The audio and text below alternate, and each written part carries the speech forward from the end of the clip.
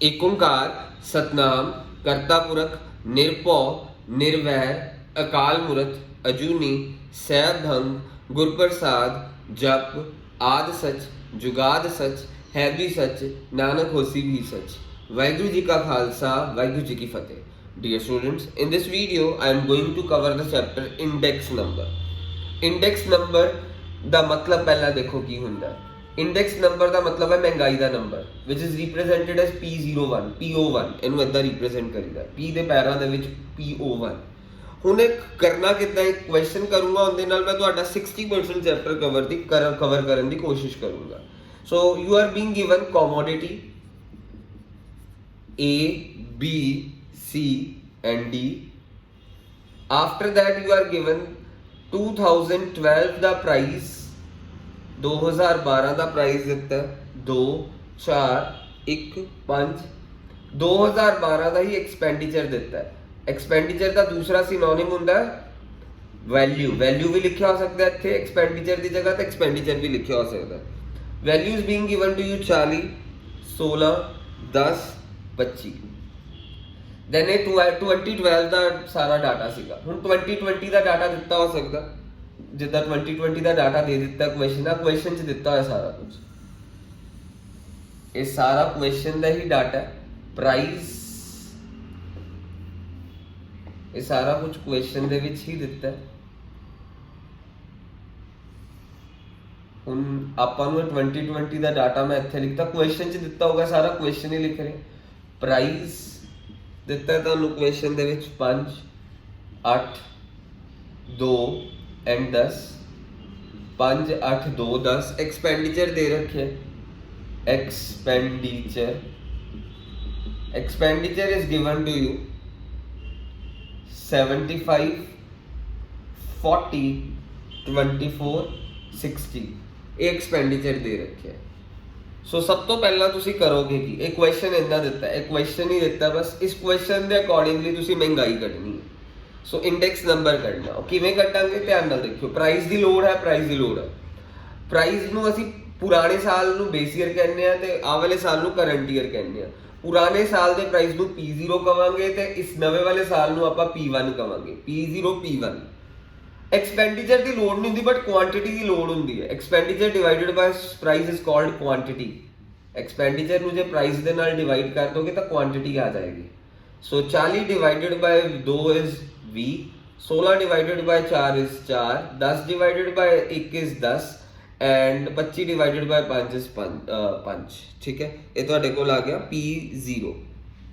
ਸੋ ਇੱਥੇ ਮੇਰੇ ਕੋਲ ਕੀ ਆਇਆ P0 ਕਿੱਦਾਂ ਆਇਆ ਦੇਖਿਓ ਧਿਆਨ ਨਾਲ। Q0 ਆਇਆ। ਹੁਣ ਮੇਰੀ ਗੱਲ ਧਿਆਨ ਨਾਲ ਸੁਣਨਾ। ਪ੍ਰਾਈਸ ਸੀਗਾ, ਐਕਸਪੈਂਡੀਚਰ ਸੀਗਾ, ਸਾਨੂੰ ਐਕਸਪੈਂਡੀਚਰ ਦੀ ਬਿਲਕੁਲ ਵੀ ਲੋੜ ਨਹੀਂ ਸੀਗੀ। ਇੱਥੇ ਤੱਕ ਕੁਐਸਚਨ ਸਿਰਫ ਤੁਹਾਨੂੰ ਇੱਥੇ ਤੱਕ ਦਿੱਤਾ ਹੋਊਗਾ, ਸਿਰਫ ਇੱਥੇ ਤੱਕ ਬਸ। ਪੁਰਾਣੇ ਸਾਲ ਦੇ ਪ੍ਰਾਈਸ ਨੂੰ P0, ਨਵੇਂ ਸਾਲ ਦੇ ਪ੍ਰਾਈਸ ਨੂੰ P1। ਕੁਆਂਟੀਟੀ ਤੁਸੀਂ ਕੱਢ ਲਓਗੇ ਕਿਉਂਕਿ ਤੁਹਾਨੂੰ ਕੁਆਂਟੀਟੀ ਚਾਹੀਦੀ, ਐਕਸਪੈਂਡੀਚਰ ਨਹੀਂ ਚਾਹੀਦਾ ਹੁੰਦਾ। ਕੁਆਂਟੀਟੀ ਕਿੱਦਾਂ ਨਿਕਲੇਗੀ? Expenditure divided by price. ਜਾਂ ਇੱਥੇ ਐਕਸਪੈਂਡੀਚਰ ਦੀ ਜਗ੍ਹਾ ਤੇ ਵੈਲਿਊ ਲਿਖਿਆ ਹੋਏਗਾ ਤਾਂ value divided by price. 40 divided by 2 is 20, 16 divided by 4 is 4, 10 divided by 1 is 10, 25 divided by 5 is 5। ਇਹਨੂੰ ਅਸੀਂ ਕਵਾਂਗੇ ਬੇਸ ਈਅਰ ਦੀ ਕੁਆਂਟੀਟੀ, ਇਸ ਲਈ Q0। ਅੱਛਾ, ਐਕਸਪੈਂਡੀਚਰ ਹੈ ਇਹ। ਹੁਣ ਅਸੀਂ ਐਕਸਪੈਂਡੀਚਰ ਚਾਹੀਦਾ ਨਹੀਂ, ਕੁਆਂਟੀਟੀ ਕੱਢਾਂਗੇ, ਕੁਆਂਟੀਟੀ ਨਿਕਲ ਜਾਏਗੀ expenditure divided by price. 75 divided by 5 is 15, 80 divided by 40 divided by 8 is 5, then 24 divided by 2 is 12, 60 divided by 10 is 6। ਹੁਣ ਜਿਹੜੀ ਆਹ ਵਾਲੀ ਕੁਆਂਟੀਟੀ ਹੋਊਗੀ ਮੇਰੇ ਬੱਚੋ, ਇਹਨੂੰ ਆਪਾਂ ਕਵਾਂਗੇ Q1 ਕਿਉਂਕਿ ਕਰੰਟ ਈਅਰ ਦੀ ਕੁਆਂਟੀਟੀ ਹੈ। ਸੋ base year the quantity is this, current year the quantity Q1 ਹੋ ਗਈ। ਸੋ ਉਮੀਦ ਕਰਦਾ ਤੁਸੀਂ ਸਮਝ ਗਏ ਹੋਵੋਗੇ।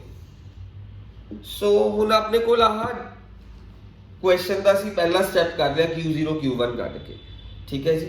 ਹੁਣ ਉਸ ਤੋਂ ਬਾਅਦ ਤੁਹਾਡੇ ਕੋਲ ਸਭ ਤੋਂ ਪਹਿਲਾ ਮੈਥਡ ਹੈ last pair method. Last pair method ਦਾ ਦੂਜਾ ਨਾਮ ਹੈ aggregate expenditure method. Last pair method ਦਾ ਦੂਸਰਾ ਨਾਮ ਇਜ਼ ਐਗਰੀਗੇਟ ਐਕਸਪੈਂਡੀਚਰ ਮੈਥਡ। ਇਹਦਾ ਸਿੰਬਲ ਹੈ PO1। ਸੋਲਵ ਇੰਡੈਕਸ ਨੰਬਰ ਨੂੰ ਅਸੀਂ, ਜਿਹੜਾ ਇੰਡੈਕਸ ਨੰਬਰ ਦਾ ਸਿੰਬਲ PO1 ਹੀ ਹੁੰਦਾ ਹਮੇਸ਼ਾ। ਇਸ ਮੈਥਡ ਦੇ ਵਿੱਚ PO1 ਕੱਢਣ ਦਾ ਫਾਰਮੂਲਾ ਕੀ ਹੈ? ਸਿਗਮਾ PQ ਲਿਖਣਾ, PQ ਲਿਖ ਦੇਣਾ ਇਨਟੂ 100। ਹੁਣ ਇੱਥੇ ਕੀ ਲਿਖ ਦੇਣਾ ਤੁਸੀਂ? 1000 1000 1000 सो ਤੁਹਾਨੂੰ P1 into Q0 ਚਾਹੀਦਾ ਇੱਥੇ ਮੈਂ ਕੀ ਲਿਖਾਂਗਾ P1 into Q0 ਸੋ P1 Q0 आ रहा P1 Q0 V multiply by 5 is 100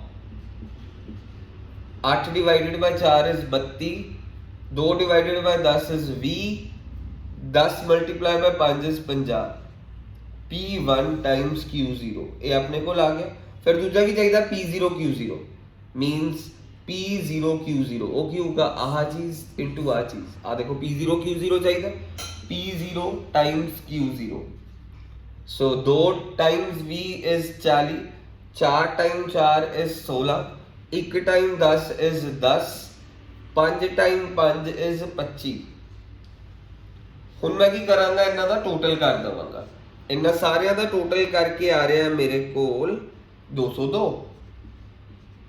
ਇਹਨਾਂ ਸਾਰਿਆਂ ਦਾ ਟੋਟਲ ਕਰਕੇ ਆ ਰਿਹਾ ਮੇਰੇ ਕੋਲ 91 ਸੋ 202 अपॉन 91 into 100 ਇਹਨੂੰ ਡਿਵਾਈਡ ਕਰਕੇ ਆ ਰਿਹਾ 221.97 मींस P01 आ गया index number by last pair method आ गया 221.97 index number by last pair method आ गया 221.97 दैट्स इट इक्वेशन खत्म हो गया लास्ट पेयर मेथड ਨਾਲ ਇਦਾਂ ਹੀ ਹੁਣ ਦੂਸਰਾ ਮੈਥਡ ਕਿਹੜਾ ਹੋ ਸਕਦਾ ਹੈ ਪਾਸ ਚੇਜ਼ ਮੈਥਡ ਧਿਆਨ ਨਾਲ ਦੇਖਿਓ ਪਾਸ ਚੇਜ਼ ਮੈਥਡ ਹੁਣ ਮੈਂ ਪਾਸ ਚੇਜ਼ ਮੈਥਡ ਨਾਲ ਕਰਨ ਲੱਗਾ ਇਹ equation Paasche's method last pair method ਨਾਲ ਆਪ ਆਨਸਰ ਆ ਗਿਆ ਤੁਹਾਡੇ ਕੋਲ ਹੁਣ ਪਾਸ ਚੇਜ਼ ਮੈਥਡ ਦੇਖਿਓ ਪਾਸ ਚੇਜ਼ ਮੈਥਡ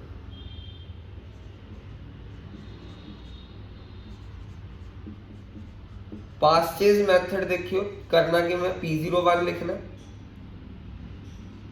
PQ लिख देना 1101 ਇੱਥੇ ਹੁੰਦਾ 1101 ਇੱਥੇ ਕੀ ਹੁੰਦਾ 1000 1000 ਇੱਥੇ ਕੀ ਲਿਖਾਂਗੇ 1101 ਟਾਈਮਸ 100 ਸੋ ਸਾਡੇ ਕੋਲ ਹੋ ਕੀ ਜਾਏਗਾ ਇਹਨੂੰ ਸੋਲਵ ਕਰਾਂਗੇ ਜ਼ਰਾ ਅਸੀਂ ਧਿਆਨ ਨਾਲ ਦੇਖਿਓ ਹੁਣ ਸਾਨੂੰ P1 Q1 ਚਾਹੀਦਾ ਮੈਂ ਇਹ ਵਾਲਾ ਜੋ ਪਹਿਲਾਂ ਕੱਢਿਆ ਸੀ ਉਹਨੂੰ ਇਰੇਜ਼ ਕਰ ਰਿਹਾ ਹੁਣ ਮੈਨੂੰ ਚਾਹੀਦਾ P1 ਟਾਈਮਸ Q1 ਸੋ ਪਹਿਲਾ P1 Q1 ਚਾਹੀਦਾ P1 ਨੂੰ Q1 ਨਾਲ ਮਲਟੀਪਲਾਈ ਕਰਾਂਗੇ 5 time 15 is 75 8 time 5 is 40 2 time 12 is 24 10 time 6 is 60 फिर ਅਸੀਂ ਕੱਢਾਂਗੇ P0 Q1 ਆ ਹੋਗਾ 2 टाइम 15 इज 30 ਧਿਆਨ ਨਾਲ ਦੇਖਿਓ ਪਹਿਲਾਂ ਆਪਾਂ ਕੱਢਿਆ P1 Q1 ਸੋ ਮੈਂ ਤੁਹਾਨੂੰ ਦੱਸ ਰਿਹਾ P1 Q1 ਕਿੱਦਾਂ ਨਿਕਲਿਆ P1 Q1 ਇਦਾਂ ਆ ਗਿਆ पहला वाली चीज फिर ਅਸੀਂ ਕੀ ਕੱਢਿਆ ਹੁਣ ਕੀ ਕੱਢਣਾ ਦੇਖੋ P0 Q1 what is where is P0 here is P0 where is Q1 here it is Q1 2 time 15 30 फिर 4 time 5 is 20 then 1 time 12 is 12 and 5 time 6 is 30 so this is P0 Q1 so ਆਪਣੇ ਕੋਲੇ P0 Q1 ਨਿਕਲ ਗਿਆ so ਹੁਣ ਆਪਾਂ ਇਹਨਾਂ ਦਾ total ਕਰ ਲਵਾਂਗੇ P1 Q1 ਦਾ ਟੋਟਲ ਆ ਰਿਹਾ ਮੇਰੇ ਕੋਲ 199 P0 Q1 का टोटल आ रहा है मेरे कोल 92 सो 199 डिवाइडेड बाय 92 टाइम्स 100 मेरे कोल इनदे नाल इंडेक्स नंबर आ गया PO1 इज इक्वल टू इनू डिवाइड करके आ रहा है अपने कोल 216.30 सो ਇਹ ਲਾਸਟ ਪੇਅਰ ਮੈਥਡ ਜਿੰਦਾ ਦੂਜਾ ਨਾਮ ਐਗਰੀਗੇਟ ਐਕਸਪੈਂਡੀਚਰ ਮੈਥਡ ਇਹ ਪਾਸ ਚੇਜ਼ ਮੈਥਡ ਹੋ ਗਿਆ ਹੁਣ ਫਿਸ਼ਰਸ ਮੈਥਡ ਧਿਆਨ ਨਾਲ ਦੇਖਿਓ ਫਿਸ਼ਰਸ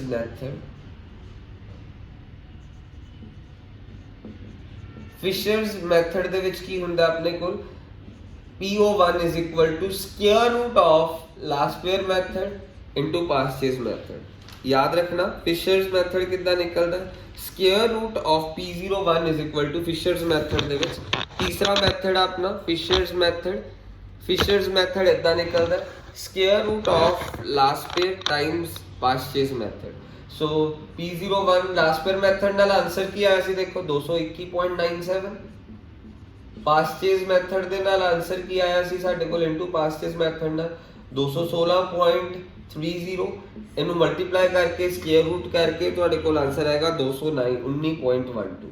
ਇਹ ਫਿਸ਼ਰਸ ਮੈਥਡ ਵੀ ਹੋ ਗਿਆ। So basically last years method ਜਿਹਦਾ ਦੂਜਾ ਨਾਮ ਆਪਣੇ ਕੋਲ ਹੈਗਾ aggregate expenditure method. This was past years method. Last year method ਚ 1000, ਪਾਸਟ ਈਅਰਸ ਚ 1101। Fisher's method last year method ਦਾ answer multiply by past years method ਦਾ ਆਨਸਰ ਹੁੰਦਾ ਸਕੁਅਰ ਰੂਟ ਕਰ ਦੇਣਾ। ਹੁਣ ਆਪਾਂ ਅਗਲਾ ਕਰ ਰਹੇ ਹਾਂ ਫੈਮਿਲੀ ਬਜਟ ਮੈਥਡ। ਅਗਲਾ ਮੈਥਡ ਆਪਣੇ ਕੋਲ ਫੈਮਿਲੀ ਬਜਟ ਮੈਥਡ, ਇਹਨੂੰ ਧਿਆਨ ਨਾਲ ਦੇਖੀਏ। So now we are going to do family. ਇਸੇ ਕੁਐਸਚਨ ਦੇ ਵਿੱਚ ਹੀ ਮੈਂ ਤੁਹਾਨੂੰ ਫੈਮਿਲੀ ਬਜਟ ਮੈਥਡ ਵੀ ਸਿਖਾ ਦੇਵਾਂਗਾ। ਸੋ ਫੈਮਿਲੀ ਬਜਟ ਮੈਥਡ, ਸੋ ਉਹਦਾ ਫਾਰਮੂਲਾ ਹੁੰਦਾ basically sigma RW upon sigma W, ਯਾਦ ਰੱਖਣਾ। ਸੋ ਫੈਮਿਲੀ ਬਜਟ ਮੈਥਡ ਦਾ ਫਾਰਮੂਲਾ ਹੁੰਦਾ sigma RW upon sigma W। ਇਹਨੂੰ ਹੋਰ ਦੂਸਰਾ ਨਾਮ ਕੀ ਹੈ family budget method the? Waited average of price relative method. ਮੈਂ ਸਾਰੇ ਤਿੰਨੋਂ ਮੈਥਡ ਪਿਛਲੇ ਰੇਸ ਕਰ ਰਿਹਾ। ਅਗਲਾ ਮੈਥਡ ਆਪਣੇ ਕੋਲ ਫੈਮਿਲੀ ਬਜਟ ਮੈਥਡ। क्वेश्चन कुछ इसी तरह ही रहेगा। फैमिली बजट मेथड एक नवा मेथड हो गया। इनका दूसरा नाम है weighted average of price relative method. Family budget method इनका दूसरा नाम weighted average of price relative method. Weighted average of price relative method दूसरा नाम है इनका weighted average of price relative method। इनका फार्मूला की ਹੁੰਦਾ P01 ਅਸੀਂ ਕੱਢਣਾ index number sigma RW upon sigma W, याद रखना। इनका formula is sigma RW upon sigma W। R कितना निकलता है? R निकलता है P1 over P0 into 100, याद रखना। सब तो पहला नहीं सानू R चाहिए। R कितना निकलेगा? P1 over P0 times 100। सो याद रखना वाली चीज R निकलेगा P1 over P0 into 100। मैनू भी रेस कर रहे हैं। सो यह ਤੁਹਾਡੇ ਕੋਲ क्वेश्चन है। R निकल जाएगा, R निकलेगा P1 over P0 into 100। So what is P1? 5, P0 2, 5 upon 2 into 100, then 8 upon 4 into 100, then 2 upon 1 into 100। P1 over P0 into 100 कर रहे हैं। then अगला की होगा साढ़े कोल 10 upon 5 into 100। ये R निकल गया। सो R आया मेरे कोल 50 टाइम 150 आ गया इत्थे। फिर आया मेरे कोल 4 to 7 200, then again 200, then again 200। ये R आ गया। सो इत्थे 250 आया, sorry. So it's 250। So 500 divided by 2 is 250। सो मेरे को इत्थे अपने को R आ गया है। हुण W कढना है। सो सानू RW चाहिए ना, इसलिए सानू W भी कढना। सो हुण असीं W किद्दां कढांगे? P0 times Q0। मैं तुहानू R कढना सिखाता। मैं तो सिर्फ शॉर्ट करके लिख रहा 250 200 200 200 सारे 200। पहला 250 आया सीगा, बाकी सारे 200 आए। 250 200 200 200, क्योंकि स्पेस की थोड़ी बोर्ड प्रॉब्लम है इसलिए इतना करे। W कितना निकलेगा? P0 times Q0।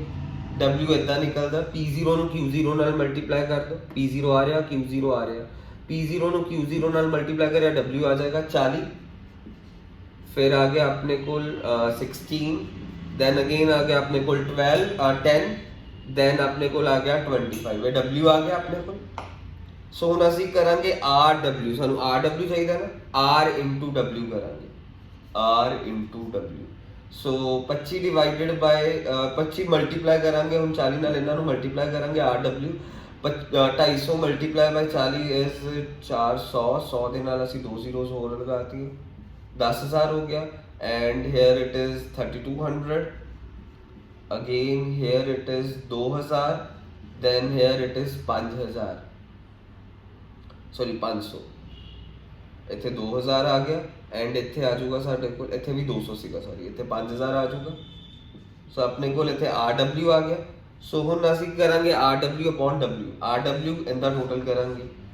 इनका टोटल आ रहा है 10 12000 12000 17000 17000 ते 3200, दैट इज 20200।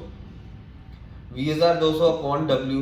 W असीं टोटल कर देवांगे 50 50 75 75 and 16 is 91।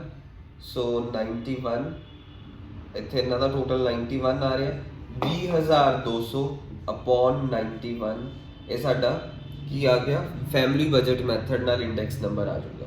So family budget method ਦਾ ਦੂਸਰਾ ਨਾਮ ਹੈ waited average of price relative method. ਇਸ ਤੋਂ ਬਾਅਦ ਮੈਂ ਤੁਹਾਨੂੰ ਇੱਕ ਫਾਰਮੂਲਾ ਦੱਸ ਦਿੰਦਾ ਇੰਡਸਟਰੀਅਲ ਪ੍ਰਾਈਸ ਇੰਡੈਕਸ ਜੇ ਤੁਹਾਨੂੰ ਪੁੱਛ ਲੈਣ। ਸੋ ਜੇ ਇੰਡਸਟਰੀਅਲ ਪ੍ਰਾਈਸ ਇੰਡੈਕਸ ਪੁੱਛ ਲੈਣ ਤੁਹਾਨੂੰ ਤਾਂ ਕੀ ਕਰਨਾ industrial price index. Industrial price index ਦਾ ਫਾਰਮੂਲਾ ਵੀ sigma RW upon sigma W ਹੀ ਹੁੰਦਾ। ਬਟ ਆਹ ਫੈਮਿਲੀ ਬਜਟ ਮੈਥਡ ਚਾਰ ਕਿੱਦਾਂ ਕੱਢੀਦਾ ਸੀ ਅਸੀਂ P1 over P0 into 100। Industrial price index ਚਾਰ ਕਿੱਦਾਂ ਕੱਢੀਦਾ Q1 over Q0 into 100। ਇਹ ਯਾਦ ਰੱਖਣਾ। W ਇਦਾਂ ਹੀ ਨਿਕਲੇਗਾ ਇੰਡਸਟਰੀਅਲ ਪ੍ਰਾਈਸ ਇੰਡੈਕਸ ਚ P0 into Q0 ਕਰਕੇ, ਪਰ R ਨਿਕਲੇਗਾ ਇੰਡਸਟਰੀਅਲ ਪ੍ਰਾਈਸ ਇੰਡੈਕਸ ਚ Q1 over Q0 into 100 ਕਰਕੇ। That's it. So 60 to 70% chapter is being finished up with this video.